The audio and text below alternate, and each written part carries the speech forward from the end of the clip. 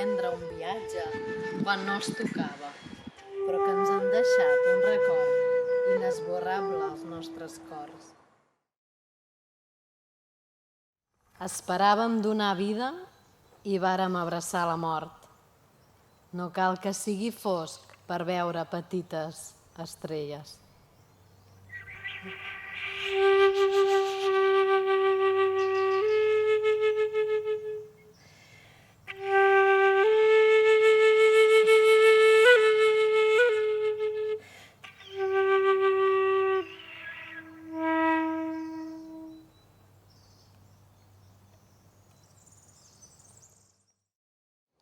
Abril, així t'hagueres dit, primavera d'infant que no vas néixer, primavera d'olor de nena que ningú en va parlar més.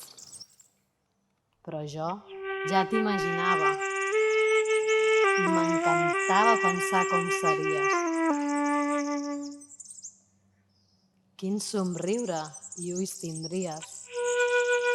De quina olor de flor faries a la primavera.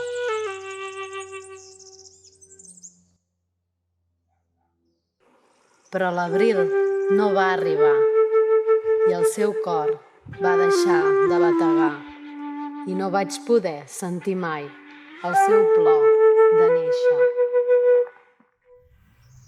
Dins el meu imaginari l'abril va anar en un altre món primaveral.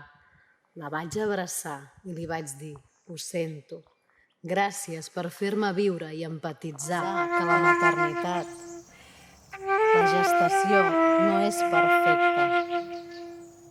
No som perfectes.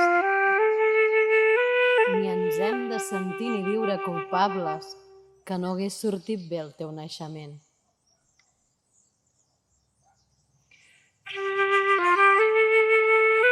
Sento i crec que deuries ser una nena moreneta, d'ulls marrons, futura germana de la meva filla Marina, que demanava amb molt d'amor un germà o germana.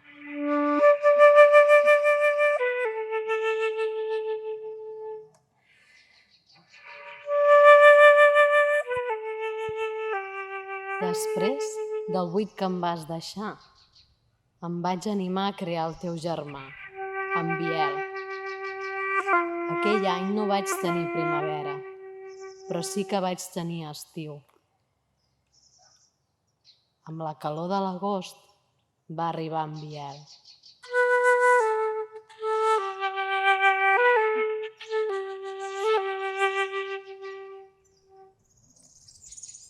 Gràcies, Abril, per la nena que hauries estat. Gràcies per l'aprenentatge que m'has donat a la vida. Una lliçó de maternitat real i que has fet que jo sigui una dona més valenta i lluitadora de somnis.